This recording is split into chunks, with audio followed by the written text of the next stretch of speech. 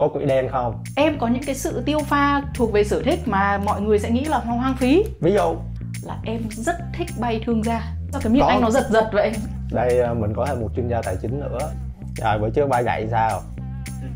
Đưa hai tay lên. 1, 2, 3.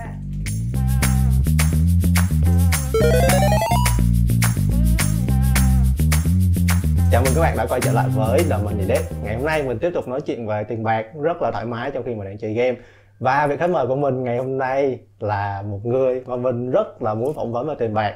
Đó là bạn Trần Lê Thu Giang. Trong vòng 30 giây em có thể giới thiệu về bản thân của mình, và trong đó bắt buộc phải có chữ tiền. Em sẽ nói như thế nào? Mình là Giang của kênh YouTube Giang ơi. Mình có quen biết cũng sơ sơ với bạn host ngày hôm nay. Và ngày hôm nay thì chúng mình sẽ nói chuyện về tiền. Có một chữ tiền. Tiền đối với mình là rất nhiều thứ. Tiền đối với mình là công cụ. Là công cụ thôi. Tiền đối với mình là công cụ. Tức là nó không bao giờ là cái mục đích cả. Mục đích của mình là tức là cái việc mà mình cần làm là kiếm tiền, đúng không? Thế nhưng mà kiếm tiền là để phục vụ cho cái mục đích sau đó. Tức là mình muốn sử dụng tiền đó để làm cái việc gì thì đó mới là mục đích. Bây giờ anh sẽ giúp em. Xin chào các bạn, mình là Giang của kênh YouTube Giang ơi. Và đối với mình thì tiền không phải là một cái mục đích cuối cùng khi mà mình làm bất cứ việc gì cả, mà tiền mà là một cái công cụ giúp cho mình làm được rất nhiều điều mà mình muốn. Xin cảm ơn. Nói thật với các bạn là mình không cảm thấy thực sự là tự tin với cái format này lắm. Tức là bây giờ mình đang phải chơi game, tức là mình đang phải tập trung. Mình cảm thấy là cái việc mà mình chơi game đấy, nó lấy hết cái sự tập trung của mình. Tại vì mình là một cái người rất là căng thẳng khi mà chơi game. Anh thấy em đang rất căng thẳng rồi đấy. Mình rất là căng thẳng, cho nên mình không phải là một cái người chơi game giỏi. Và mình sẽ không biết là mình làm thế nào để mình có thể vừa phỏng vấn mà lại còn vừa chơi game. Trong cái đợt dịch vừa rồi ấy, khi mà tụi mình ở nhà và mình rủ vợ mình chơi game nhiều ấy, thì vợ mình cũng chơi, có những cái trò hành động. Nhưng mà có một cái điều rất là thú vị, đó là khi mà đến những cái cảnh mà kiểu bắn nhau xong rồi cần áp lực cao ấy, em sẽ quăng luôn cái tay cầm cho anh bắn đi, đúng không? Có lẽ là cái sở thích chơi game nó nói một chút về tính cách của con người. Ví dụ như là mình chơi game chẳng hạn, thì là mình sẽ chỉ chơi những cái trò giống như là xây nhà, chơi bài kiểu như là những cái mà nó không bị áp lực bởi thời gian ấy, thì là mình sẽ chơi và mình sẽ cảm thấy nó rất là thoải mái. Còn những cái trò game mà nó bị kiểu như là phải chạy trốn hoặc là phải xếp trước một cái mốc thời gian nào đấy, thì mình cảm thấy nó căng thẳng, nó không tốt cho thai kỳ của em đâu anh ạ. Em qua thai kỳ rồi. Em qua thai kỳ rồi, thế nhưng mà ý là anh nói về cái lúc mà thai kỳ ấy, thì em mới nhớ lại cái thời gian đấy thôi. Nhớ lại cái thời gian đấy nha, có một cái sai lầm mà mình không nghĩ là mọi người nên đi theo cái vết xe đổ của mình. Đấy là hãy lựa cái trò game mà chơi khi mà các bạn đang mang bầu. Khi mà mang bầu ấy, mình chơi một cái trò game nó rất khó chịu, là cái trò mèo nổ. Mình chơi cái trò game đấy mà nếu mà các bạn từng chơi trò mèo nổ rồi ấy, thì các bạn sẽ biết là nó sẽ có những cái nước đi nó rất là gây ức chế, và nó rất là không tốt cho thai kỳ đâu. Có lẽ đấy là một trong những cái lý do mà con mình nó hay nhăn nhó đấy anh ạ. Rồi anh rất gọi là rất đồng cảm và rất gọi là quan tâm đến cái sự không chịu được áp lực của em. Cho nên là cái phần tiếp theo thì mình cũng nhẹ nhàng thôi, là mình sẽ hỏi nhanh đáp gọn. Wow. Câu hỏi đầu tiên, trên tờ tiền 50.000 có in hình gì? Anh Bác Hồ. Cái đấy dễ quá, thôi được, kiểu như là còn cái mặt còn lại vậy đó. Không biết. Như vậy in Bác Hồ là đúng rồi, thôi cho qua. Là một người sáng tạo thì cái sản phẩm sáng tạo nào mà đắt tiền nhất em từng bán được, từng tạo ra? Là cái đợt mà mình bán nón này, sổ lưu niệm và túi vải. Cái đợt đó rất là vui, và cái đợt đó là cũng bán được một cái thành công cũng tương đối. Có quỹ đen không? Tùy vào việc là các bạn cân nhắc như thế nào là quỹ đen. Sao cái miệng anh nó giật giật vậy? Anh chờ câu trả lời từ em hả? Có cái khoản tiền nào mà chồng không biết không? Không. Nó giống như thế này. Có những khoản tiêu pha mà mình không cảm thấy cần thiết phải trình bày với chồng mình. Tức là mình không cần thiết phải hỏi chồng mình là em mua gạo níu này, em mua cái quây cũi kia cho con, kiểu như thế. Thế nhưng mà những cái khoản tiền mà em có mà anh không biết thì không có. Xe là tiêu sản hay là tài sản? Tiêu sản. Có cho chồng đổi xe tốt hơn, xịn hơn không? Chưa cần. Đầu tư bất động sản hay là đầu tư chứng khoán? Bất động sản. Anh hỏi một cái người thật là cái câu hỏi đấy nó hoàn toàn là nó không có một cái giá trị gì đến từ em. Tại vì em hoàn toàn mù tịt về chứng khoán, em không có biết gì cả. Cho nên tất nhiên em phải trả lời như vậy rồi. Nếu bây giờ phải cầm hết tiền trong tài khoản, vét hết ra để xài, tại vì ngày mai sẽ không còn nữa, không còn ngày mai nữa, thì em sẽ xài nó vào mục đích gì? Em mua một cái vé máy bay em bay về nhà thôi. Xong về nhà vẫn tiêu được tiếp mà, mua gì ăn ngon chẳng hạn. Không, cái lúc đấy thì em không nghĩ đến chuyện xài tiền nữa. Lúc đấy em chỉ cần cái thời gian bên cạnh những cái người mà em muốn chết cùng. Về với ba mẹ chồng để đâu? Rồi con ở nhà một mình. Mình có thể đừng hỏi câu hỏi quá là khó khăn được không? Ok, để cứu em khỏi tình huống khó khăn này thì mình sẽ vào cái phần đầu tiên, đó là kiếm tiền. Bây giờ công việc đầu tiên mà em kiếm hết tiền ngày xưa là công việc gì? Nó không hẳn là một công việc ổn định, thế nhưng mà cái sự kiếm tiền nó xảy ra khi mà em viết báo cho báo Nhi Đồng. Báo Nhi Đồng thì là mỗi lần mà em được đăng bài đấy thì là người ta sẽ tặng cho em một cái nhuận bút 20.000 đồng.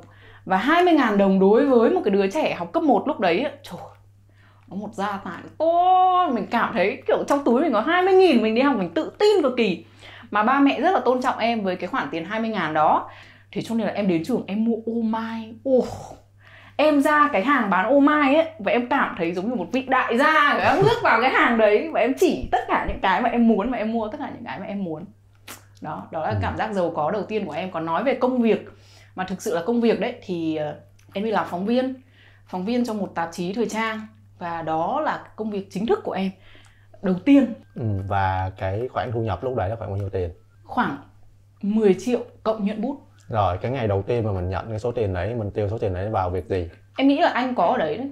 Lúc đấy mình đã quen nhau, mình đã yêu nhau rồi. Mình nhận lương, sau đấy thì mình đi mua một cái đĩa nhựa. Bởi vì cái lúc đấy thì mình chưa mua một cái gì. Thực ra là cái lúc đấy là em vẫn ở một cái phòng thuê ở quận Nhất, Nguyễn Thị Minh Khai. Và mình đi mua một cái đĩa nhựa rất là rẻ ở siêu thị. Sau đấy mình đi mua kem cá và mình ăn kem cá trên cái đĩa đấy. Và đến bây giờ đã là bao nhiêu năm? Lúc đấy là năm 2013 hả? 2013, 2012. Thì bây giờ đã là 10 năm rồi và nhà mình vẫn còn sử dụng cái đĩa đấy. Cái đĩa nhựa hoa hoa ở ngoài. Chính là cái đĩa nhựa hoa hoa. Bây giờ mình chỉ có duy nhất một cái đĩa nhựa. Tức là bây giờ những cái bát đĩa của mình đều là xài đồ sứ hết rồi. Nhưng mà duy nhất chỉ có một cái món nhựa đó thôi. Và nó không ăn nhập với bất cứ một cái gì hết. Thế nhưng mà em không bao giờ nỡ bỏ cái đĩa đó đi. Với lại Hoàng nó hơi sủa, có cho nó vô luôn được không? Phải ít nhất có một người, có hai người là nó sẽ bị bất an. Rồi, đây mình có thêm một chuyên gia tài chính nữa. Tại vì chuyên gia này khi mà cả hai vợ chồng đều không có mặt ở ngoài ấy, thì Hoàng nó sẽ rất là sợ, cho nên là thôi cho vô đây ngồi chung bàn luận một tí. Chuyên gia rất là sát sao. Không có để tụi mình tự nói về tiền, và chuyên gia phải có mặt ở đây để kịp thời tư vấn. Rồi, thế theo Hoàng thì pate hãng nào ngon nhất? Khi mà em đi làm công việc đầu tiên được 10 triệu như thế thì bây giờ anh có thể đoán là sau một năm em kiếm được 100 triệu đầu tiên. Vậy điều đó có đúng không, hay là em kiếm được sớm hơn? Em nhớ 50 triệu đầu tiên. 50 triệu đầu tiên là cái 50 triệu mà nó rất là có cái ý nghĩa đối với em. Em nhớ cái 50 triệu đó là cái khi mà mình đi làm một thời gian. Sau đó thì mình nói đến cái chuyện là bây giờ chúng mình sẽ đi học cao học chung. Và lúc đó là trong tài khoản của em có 50 triệu để dành, để mang đi. Và em nhớ cái 50 triệu đó. Wow, xong em thắng luôn. Hay quá. Quá dữ. Tuyệt vời. Thế bây giờ nói 50 triệu, 100 triệu nó hơi bé. Bây giờ anh hỏi lên là 1 tỷ đầu tiên, em có nhớ lúc đấy là lúc nào không? Không biết. Thực ra khi mà mình đã sở hữu được 1 tỷ rồi đó, thì nó sẽ không bao giờ là 1 tỷ tiền mặt mình cầm ở trong tay, mà nó sẽ chia làm nhiều thứ khác nhau. Thế cho nên là mình không nghĩ là mình có thể nắm được là khi nào mình có 1 tỷ đầu tiên. Bây giờ là một người làm việc tại nhà, và công việc của em thì nó cũng rất là linh động. Vậy thì những cái nguồn thu nhập của em đến từ đâu? Nguồn thu nhập của em đến từ kênh YouTube của em là một. Những cái hợp đồng quảng cáo mà em nhận để hợp tác với nhãn hàng là 2. Một chút cái lợi nhuận từ ngân hàng là 3. Một chút thu nhập từ bất động sản là 4. Và chồng cho là 5. Xài tiền của chồng nữa. khi mà mình có nhiều cái nguồn thu nhập như vậy mà những cái công việc của mình nó cũng không gọi là chắc chắn phụ thuộc vào một công ty, một đoàn hay một tổ chức nào, vậy thì nó sẽ có cái rủi ro là sẽ có lúc không có thu nhập. Vậy thì em làm sao để em quản lý những cái rủi ro đó? Cái điều này là em học từ ba ngày xưa khi mà em còn nhỏ đó. Là ba luôn luôn sẽ có một cái khoản gọi là cái khoản phòng hờ. Khi mà bất trắc xảy ra luôn luôn có một cái khoản tiền đó, và cái khoản tiền đó ba dạy cho em không bao giờ được đụng đến. Mà không chỉ dạy bằng miệng, mà em nhớ cái lúc mà em đi du học, ba đưa cho em một số tiền mặt, nói là không bao giờ được đụng vào cái tiền này, trừ phi là rơi vào một cái hoàn cảnh mà nó thực sự ngặt nghèo mà không có một cách nào khác là phải sử dụng đến những cái tờ tiền này thì mới lôi ra. Và luôn luôn cất kỹ ở trong người, cất kỹ ở trong nhà. Là em có lẽ là em học được cái điều đấy từ cái lúc mà ba đưa cho em cái số tiền đó, là luôn luôn em có một cái số tiền đó, không bao giờ lấy cái số tiền đó ra để tiêu xài cho những cái nhu cầu hàng ngày, mà chỉ đến khi mà thực sự bất trắc thì mình sẽ sử dụng đến cái số tiền đó. Và khi mà mình có một cái bước ngoặt về mặt sự nghiệp hay là cuộc sống mà mình biết là sẽ có những cái rủi ro nhất định, là ví dụ như là bây giờ mình đổi công việc, mình không còn làm cho công ty nữa, mình làm tự do, tức là có thể sẽ có những cái khoảng thời gian mà mình không có thu nhập, thì mình sẽ có một cái đệm mình chuẩn bị ở đằng sau. Khi mà mình đi làm mình còn cái thu nhập ổn định đó, thì là mình đã để ra cái số tiền đó rồi, để khi mà mình tự do, mình kiếm tiền, mình đi qua những cái sự không ổn định và những cái sự có thể là bất trắc đấy, thì là mình đã có cái số tiền đó để mình có thể sống mà không cần thu nhập trong một khoảng thời gian nhất định. Đối với em là khoảng 6 tháng cho đến 1 năm. Với cái công việc hiện tại của em ấy, thì có bao giờ em nghĩ đến việc là em có một số tiền, một con số cụ thể, xong rồi khi mà mình có cái số đấy trong tài khoản ngân hàng rồi thì mình sẽ nghĩ không? Nếu mà em lựa chọn không có con, có thể. Nhưng mà bởi vì bây giờ mình có con và mình phải lo cho con, thế cho nên em không nghĩ là sẽ có một cái mốc nào đó mà mình cảm thấy là mình có một cái số tiền này rồi thì là mình sẽ không cần tiền nữa. Mà nó sẽ là một cái mốc thời gian. Ví dụ như là sau khi mà con học xong đại học rồi thì nó đi làm và nó tự lực rồi, thì là mình sẽ cảm thấy là mình, cái áp lực về tài chính của mình, cái trách nhiệm chứ không hẳn là áp lực, cái trách nhiệm về tài chính của mình nó sẽ bớt đi. Nhưng mà nó còn nó tùy vào cái việc là mọi người cân nhắc như thế nào. Mọi người gọi là nghỉ hưu. Nếu mà nghỉ hưu là không bao giờ làm việc một ngày nào nữa thì em không nghĩ là em sẽ có cái ngày đó. Tại vì em nghĩ em là cái người thích công việc, kể cả em làm một cái việc gì đó cho vui thì nó cũng là một cái công việc mà em cảm thấy là mình cần có ở trong đời. Có thể là nó không áp lực cao giống như là cái lượng công việc của mình ở thời điểm hiện tại, thế nhưng mà mình cũng sẽ vẫn kiểu như là túc tắc làm cái gì đó. Thế bây giờ nếu như mà tất cả mọi công việc trên cuộc đời này đều trả một mức lương như nhau thì em có làm tiếp công việc hiện tại không? Em sẽ làm chính xác những cái gì mà em đang làm. Em đến với những cái công việc mà em đang làm không phải vì tiền. Cái công việc này cho em đủ số tiền mà em cần và cho em đủ niềm vui mà em cần. Đấy là đủ để em ở lại với nó. Là 2 công việc mà em đang làm hiện tại. Một là sáng tạo nội dung, 2 là chăm con. Và kể cả nó trả ít hơn hay là nó trả nhiều hơn thì em vẫn chọn làm công việc này. Bây giờ trong tài khoản ngân hàng của em đang có bao nhiêu số không? 6 số không. Bây giờ mình kiếm tiền rồi, mình sẽ đi tiêu tiền đi. Cho anh một like, đây là cái phần mà em thích. Chắc không? Chắc. Thế một thứ gì rất đắt tiền nhưng mà em mua em thấy phí. Những cái app mà em đã cài, thế xong rồi người ta cho cái free trial là cái dùng thử trong 3 ngày, trong 1 tuần hay là trong 1 tháng gì đấy. Xong rồi em sẽ cài vào đấy, xong rồi em ấn vào cái phần mà free trial là người ta cho em free. Sau đấy em quên, em không xài. Thế là sau 3 ngày, hoặc sau 7 ngày, hoặc sau 30 ngày em đã quên về nó rồi thì người ta chạc. Người ta bắt đầu chạc cái tháng đầu tiên. Năm. Có khi người ta chạc cái năm đầu tiên. Và mình quay ra mình thôi xong. Thôi bây giờ mình đã lỡ bị 1 năm rồi, mình cố gắng mình dùng đi, mình cố gắng mình tận dụng đi. Cái app này nó phải có cái tác dụng gì đó đối với mình. Không, nó không hợp với mình, thế là thôi. Thế là cái số tiền đấy nó công cốc. Mặc dù nó không phải là những cái thứ mắc nhất em từng mua. Kể cả mình mua cái gì 10 triệu, 100 triệu, 1 tỷ bạc mà mình sử dụng ấy, thì cái cost per use là cái giá cho cái mỗi lần mà mình sử dụng nó thấp dần theo cái mức độ sử dụng của mình. Mình dùng càng nhiều thì cái đồ đó nó càng rẻ đi. Thế nhưng mà một cái app mình mua 1 năm 1 triệu bạc, xong rồi mình không dùng được ngày nào, xong rồi nó cứ ở trong cái điện thoại của mình, tại vì mình không nỡ xóa. Vậy là nó cứ ở trong cái điện thoại của mình để nó gợi nhắc mình về cái sai lầm mà mình đã mắc trong suốt 1 năm trời. Đó là sự hành hạ, không những là phí về tiền bạc, mà nó là sự hành hạ về tinh thần, mà nó tốn nhiều tiền hơn nữa. Cái ngược lại đi, một thứ mà đắt nhưng mà em thấy đáng tiền.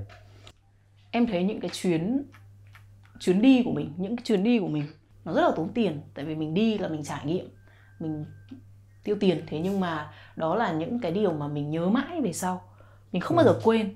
Và nó là những cái kỷ niệm mà mình sống, mình được trải nghiệm. Sau đấy thì mình đến khi mà cuộc sống của mình đã chấm dứt rồi đấy, mình có để mình mang theo. Và kể cả đến khi mà mình đã lớn tuổi ở một cái mức độ là mình không xài tiền được nữa, hay là mình không có đi được nữa, mình không có làm gì được nữa, thì mình có những câu chuyện để mình kể lại. Và những câu chuyện đấy đối với em nó vô giá. Cái chuyến đi nào mà em nhớ nhất đến bây giờ? Chuyến đi châu Âu của mình. Em chưa bao giờ chia sẻ với ai cái con số mà mình mang đi. Thế nhưng mà cái lúc đó mình vét túi, hai đứa vét túi, là cái lúc mà hai đứa chuẩn bị học xong cao học. Mình vét túi được 3.000 bảng. Mình mang đi, mình đi 10 ngày. Và 3.000 bảng nó to, nó rất to. Thế nhưng mà 3.000 bảng 10 ngày ở châu Âu thì không to. Nhất là phải di chuyển, và phí di chuyển ở châu Âu nó rất là mắc rồi. Thì mình đi và mình trải nghiệm được rất là ít. 10 ngày mà mình đi 5 nước. Tức là mỗi ngày mình trung bình là cứ 2 ngày mình di chuyển một lần. Và cái điều đấy nó ngốn rất là nhiều thời gian, và nó lược đi rất là nhiều những cái trải nghiệm. Thế nhưng mà cái chuyến đi đó là nó có một cái sự ngây thơ, mà kể cả bây giờ mình đã có nhiều tiền hơn thế, và mình đi một cái chuyến mà nó lâu hơn thế, nó được trải nghiệm nhiều hơn thế. Thế nhưng mà cái trải nghiệm của mình nó sẽ không giống cái thời đó, bởi vì cái lúc đó là hai đứa còn kiểu ngơ ngác. Đẹp. Và cái sự ngơ ngác đấy nó quý giá vô cùng. Ở trong cuộc sống của mình ấy, cái sự ngơ ngác đấy nó có một cái lửa, nó có một cái nhiệt huyết mà nhiều khi tiền không có mua được. Em có nắm được những cái chi tiêu trong 1 tháng của gia đình mình xài là bao nhiêu tiền? Em không nắm được. Tại vì từ trước đến giờ thì em đã không có thói quen ghi lại những cái gì mà mình xài. Mà em chỉ quản lý. Em biết được cái tính cách của em là như vậy, cho nên em quản lý tiền theo một cái phương án là em không bao giờ tiêu nhiều hơn cái số tiền mà mình có. Tức là mình biết là mình có bao nhiêu tiền, lương mình bao nhiêu, thu nhập mình bao nhiêu, mình chỉ xài trong cái mức độ đó thôi. Không phải 100% lúc nào mình cũng làm được như vậy. Bất cứ một người nào cũng sẽ có một hoặc là một vài những cái chi tiêu mà họ hối hận sau này. Ví dụ như là em là tải mấy cái app linh tinh đấy. Nhưng mà đi theo một cái tinh thần chung là cái gì mà mình đã cần thiết thì đắt mình cũng không tiếc. Thế nhưng mà cái gì mà mình không thực sự cần đấy thì dù là có sale, dù là có rẻ mấy mình cũng không mua. Thì mình luôn là tiêu ít hơn cái số tiền mình kiếm ra. Nhưng mà thật ra là anh có quản lý số tiền của mình đấy. Tức là khi mà 1 tháng như thế này thì cái số tiền này là cái số tiền anh sẽ sử dụng. Anh bỏ vào một cái tài khoản tiết kiệm, không là tài khoản thanh toán sử dụng hàng tháng. Xong sau đấy số tiền còn dư ở lại thì anh chuyển cho vợ. Thế là xong. Và có cái công tháng này chỉ sử dụng đúng cái số tiền đấy thôi, đúng không? Nhưng là không bao giờ khóa được. Bây giờ thì em không nắm được là những cái khoản nào mình xài trong tháng một cách chi tiết, nhưng mà em có thể hình dung ra là 1 tháng mình xài vào cái gì nhiều nhất không?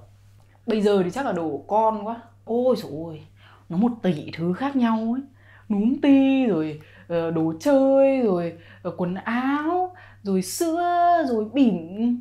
Đấy là cái khoản chi tiêu mà mình cảm thấy là mình tiêu thường xuyên nhất và ngốn nhiều tiền nhất trong 1 tháng. Nhất hay không thì không biết. Anh nghĩ là nhất đấy, tại vì bây giờ mình cũng không có nhiều nhu cầu như ngày xưa ấy. Đa số mình sẽ tập trung vào cho con, kiểu như nhìn con vui là mình vui ấy, đúng không? Đáng lẽ là phải cho vô đây để làm minh chứng, nằm đây minh chứng là đây là cái khoản chi tiêu kiểu hàng tháng nhiều nhất của chúng tôi. Hơi ngoài lề một tí nhưng mà nó cũng liên quan đến tiền bạc, đó là những cái khoản chi tiêu khi mà có con cái nó sẽ thay đổi cả một cái cuộc sống gia đình, cả cái suy nghĩ về tiền bạc. Em có để ra một cái số tiền nào đấy riêng cho con không? Kiểu ghi tên là đây là tiền cho May. Tiền học thì rồi, nhưng mà quỹ dự phòng thì chưa kịp. Tiền học mới đẻ. Tiền học trong vòng bao nhiêu năm? Tiền học trong vòng em nghĩ là khoảng 13 năm. Là đủ học hết cấp 3. Là đủ học hết cấp 3. Đại học thì chưa biết. Đại học chưa tính, đại học chưa có. Còn tùy nó muốn học cái gì nữa. Còn tùy nó muốn học cái gì, biết đâu nó không học đại học, đó là lựa chọn của nó, không biết. Cái số tiền mà cho con đi học đấy là nó chiếm khoảng bao nhiêu phần trăm cái số tiền ngân sách của cả gia đình mình? Bây giờ nói đến cái số phần trăm là em rất dốt nha. Mình chỉ biết là ok, bây giờ đi học thì mình nhắm những cái trường mà mình ưng. Thì tất nhiên là bây giờ thì cũng chưa phải là chọn trường, thế nhưng mà mình nhắm những cái trường mà mình ưng như vậy là mình biết là ok, cái mức học phí nó là như thế. Thì mình chuẩn bị và mình cảm thấy là khi mà mình để ra một cái khoản như vậy rồi, cuộc sống gia đình vẫn ổn, vẫn bình thường, vẫn có thể duy trì được, chứ nó không chiếm một cái số phần trăm mà nó ảnh hưởng đến sinh hoạt của gia đình. Thì mình cảm thấy đó là hợp lý. Và nhiều khi nó cũng là một cái kiểu như là một cái niềm vui của anh ấy. Rất lạ nhá, nhưng mà khi mà anh nghĩ là bầu bây giờ con mới 5 tháng tuổi, nhưng mà anh biết là trong 13 năm tới chắc chắn là nó sẽ có một cái lộ trình học tập rõ ràng và tiền bạc thì đầy đủ, thì nó lại là thành một cái gì đấy làm mình vui khi mình nghĩ về. Là cha mẹ thì đó là một trong số những cái một trong những cái thành công, mình nghĩ là một trong những cái thành công là có thể chuẩn bị cho con một cái tương lai mà mình nghĩ là tốt nhất. Tất nhiên là tương lai của nó thì nó sẽ phải tự quyết định phần nhiều. Thế nhưng mà khi mà mình có được những cái sự hỗ trợ mà mình cho là rất là tốt cho con của mình để nó có điều kiện được có những cái sự lựa chọn khác nhau, thì mình nghĩ đó là một trong những cái thành công của bậc làm cha làm mẹ. Có ở đâu đó là em từng nói là cái việc giàu có không nằm ở con số. Vậy thì đối với em giàu có là gì? Giàu có nó không nằm ở con số, ở cái mức số tiền. Ví dụ như là sẽ rất là khó để mình nói là ok, khi mà mình có 1 tỷ là mình giàu, đúng không? Nhưng mà khi mà mình có 1 tỷ rồi, mình lại nhìn cái người kia, người ta có 5 tỷ, mình lại cảm thấy thực ra 1 tỷ nó cũng chưa thấm vào đâu. Cái mình lại muốn 5 tỷ, thế xong rồi có 5 tỷ mình lại muốn 10 tỷ, 10 tỷ mình lại muốn có 100 tỷ, ai biết được đó. Thế thì cái sự giàu có nó nằm ở cái chỗ là mình sử dụng tiền của mình có đủ tiền để làm được những cái điều mà mình ấp ủ, bất kể đó là cái điều gì. Anh cũng có một cái ấp ủ là con nó sẽ tự chơi một mình trong vòng 1 tháng, xong rồi hai đứa mình đi châu Âu. Là em trông con cho anh đi chơi ấy hả? Không, nhưng mình gửi con ra đấy xong rồi mình đi châu Âu chơi. Không được đâu. Anh muốn cảm thấy giàu có khi mà anh đang ấp ủ cái việc đấy, và em làm cho anh cái anh liệu có. Anh có thể cảm thấy giàu có khi mà anh ăn chơi phè phỡn 1 tháng ở châu Âu mà anh biết là con mình nó đang ở nhà và mình không dành thời gian cho con và mình đang không có mặt cùng con? Liệu anh có cảm thấy giàu có với cảm giác đấy không? Tiền có thể mua được một bảo mẫu, nhưng mà tiền không thể nào mà mua được những cái thời khắc mà anh dành cho con và những cái kỷ niệm mà con nó lớn lên mà anh được chứng kiến. Tiền không mua được đâu. Thế nhưng mà anh vẫn muốn cảm thấy giàu có ở châu Âu. Thì anh hãy đi châu Âu và cảm thấy giàu có. Em sẽ ở nhà với con. Hoặc là nếu đi thì em phải tha con theo. Vậy thôi. Thì vậy thôi là sao? Để tha con. Là anh có đi không? Cho con theo. Rồi em trông nhá, rồi anh đi cảm thấy giàu có. Wow. Rồi, bây giờ mình tiêu tiền rồi, mình kiếm tiền rồi, bây giờ mình làm sao để mình đầu tư vào tiết kiệm? Theo em thì cái việc tiết kiệm nó quan trọng đến đâu trong thang điểm từ 1 đến 10? Quan trọng chứ. Khi mà càng ngày càng nhiều người hơn nhắc đến tiết kiệm thì nhiều người lại hiểu là tiết kiệm tức là chắt bóp, không có tiêu pha gì hết. Hay là tiết kiệm là tính toán, tiết kiệm là ki bo kẹt xỉ với mọi người, tiết kiệm là loại bỏ tất cả thú vui trong cuộc sống, tiết kiệm là tính toán và không có bất cứ một mối quan hệ nào có ý nghĩa một cách hào phóng. Thì cái điều đó là không đúng. Tiết kiệm chỉ là tiêu pha một cách hợp lý và sống đúng theo cái khả năng cũng như là nhu cầu của mình.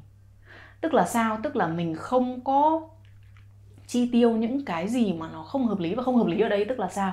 Không hợp lý ở đây theo mình tức là chi tiêu những thứ mà mình không có cần, nhưng mà mình nghĩ rằng là chi tiêu những cái đó là sẽ mang lại cho mình cái niềm vui mới, địa vị mới và vị trí mới ở trong cái cộng đồng mà mình muốn thuộc về. Cái việc chi tiêu này nó, thứ nhất là nó làm cho mình suy kiệt, mình không có khả năng để sống ở cái mức này. Và cuối cùng thì thực ra là mình đang gây ấn tượng với những cái người mà mình cũng không thực sự thích. Thì đó là một cái sự chi tiêu có lẽ là chưa hợp lý lắm. Khi mà mình chi tiêu hợp lý là chi tiêu đúng khả năng của mình vào những cái sở thích thực sự của mình và là vào những cái gì mà nó thực sự làm cho mình cảm thấy vui, mà không vì bất cứ một cái người nào khác hay là vì một cái áp lực hình ảnh nào từ xã hội cả.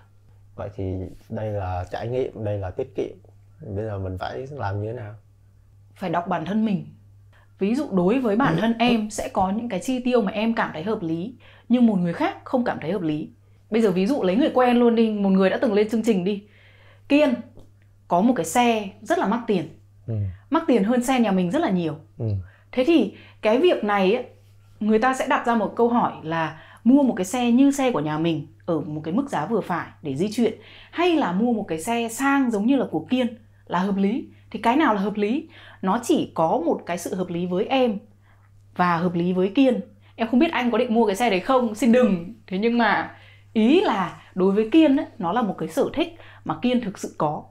Còn đối với em, thực sự là đối với em một cái xe 1-2 tỷ, một cái xe 6-7 tỷ của em, đối với em nó không khác nhau đến thế. Đối với em là một cái người không thích, không có đam mê xe hơi, không đam mê tốc độ. Cái môi anh giật giật, anh có vẻ như là không đồng ý đúng không? Anh có vẻ như là có một số những cái ý định ở trong đầu mà em không được biết đúng không?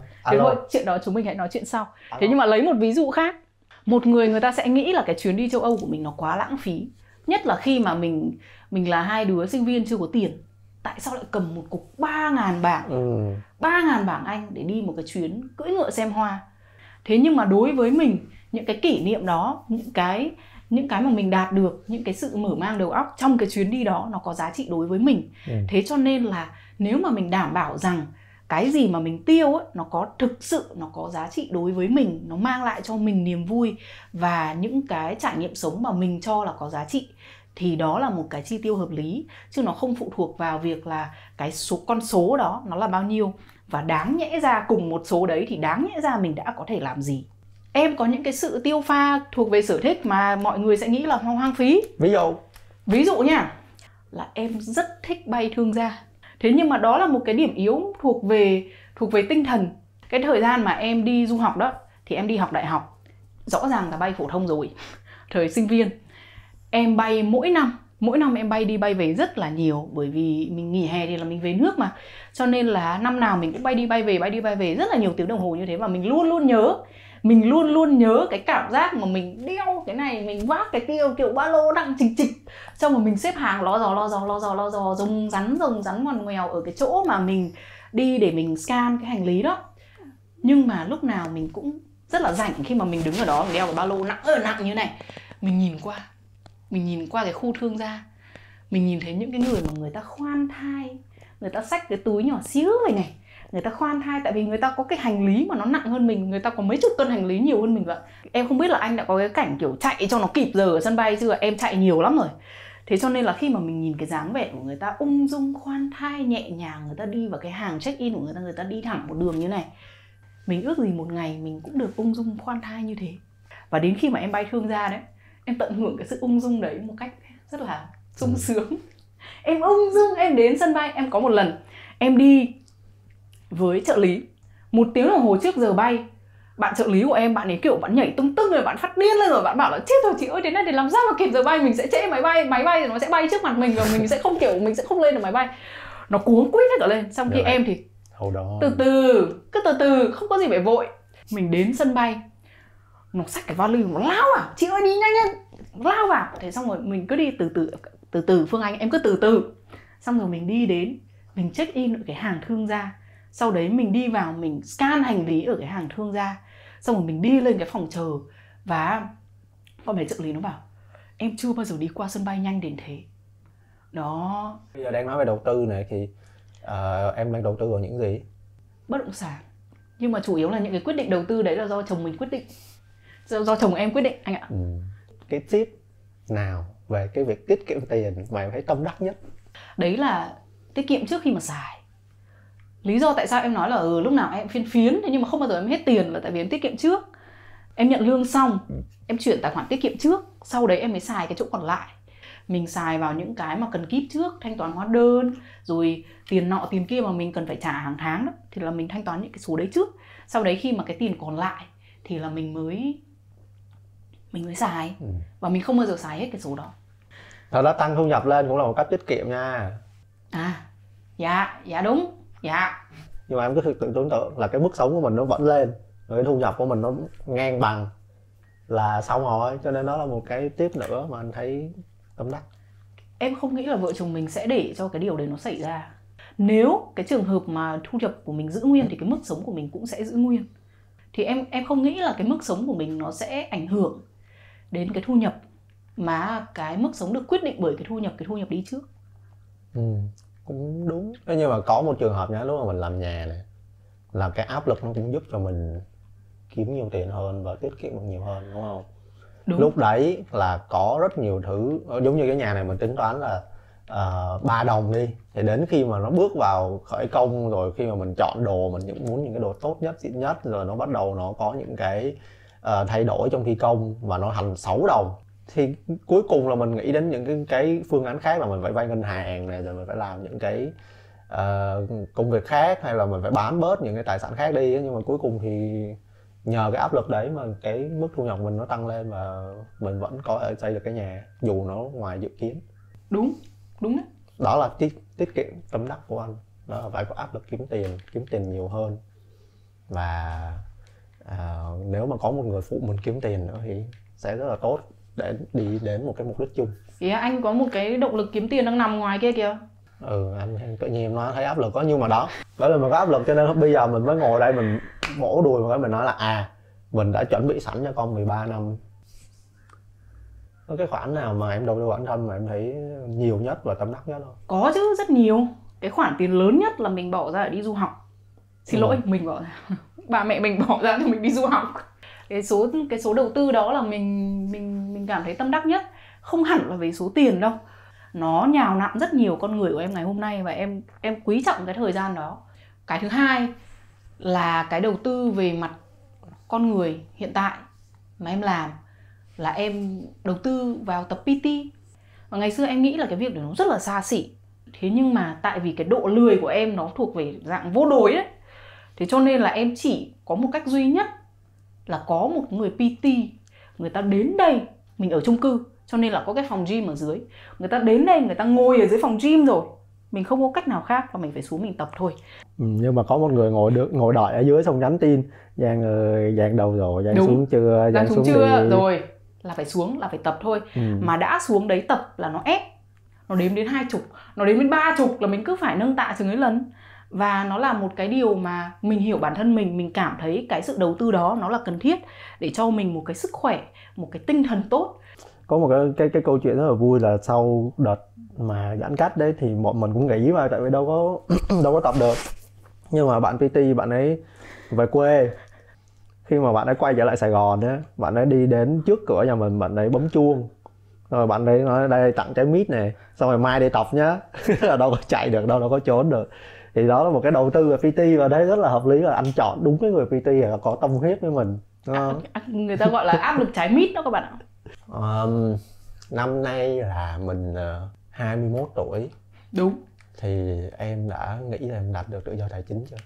Rồi, nếu mà cân nhắc tự do tài chính là mình không có bị phụ thuộc vào một cái công việc mà mình không có muốn làm nhưng mà mình buộc phải làm vì tiền đấy, thì có lẽ là Giang đã qua cái giai đoạn đó rồi. Mình rất là may mắn là bởi vì mình yêu thích cái công việc của mình và công việc đó cũng mang lại cho mình một cái thu nhập mà cho mình một cuộc sống mà mình cho là tốt. Nhưng mà để cân nhắc cái tự do tài chính là không phải kiếm tiền nữa thì chưa. Là một người mà nói chung là đưa hết tiền cho chồng đi đầu tư, nhưng mà có bao giờ em nghĩ đến việc em sẽ tìm hiểu về những cái lĩnh vực như là bất động sản, chứng khoán, tiền mã hóa, trái phiếu, cổ phiếu? Em nghĩ là cuộc sống của em nó sẽ rất khác nếu mà không có anh, là em sẽ phải tự lực rất nhiều thứ. Tại vì bây giờ nó có một cái sự phụ thuộc. Em biết là anh là cái người nghiên cứu cái điều đó, anh là cái người đưa ra quyết định, cho nên là phản xạ của em là tìm hiểu chi. Thì bây giờ trong trường mình hợp dành thời gian mình làm việc khác. Thế nhưng mà đúng là trong trường hợp mà nếu mà không có anh, em sẽ tìm hiểu và em sẽ đầu tư vào những cái kênh mà em cảm thấy là phù hợp. Ba mẹ em không có phải là cái người làm ăn buôn bán, thế cho nên là những cái khái niệm về việc là đầu tư này, làm ăn này, vay mượn này, nó là những cái chuyện mà nó rất lạ đối với em và nghe nó có vẻ rất là nguy hiểm. Thế nhưng mà cuối cùng khi mà mình lớn lên rồi, mình tự đưa mình ra khỏi cái vùng an toàn của mình và mình tìm hiểu nhiều hơn về những cái việc đó, thì mình mới hiểu là nợ không có xấu, nợ xấu mới là xấu. Nợ mà không có khả năng trả thì mới là xấu.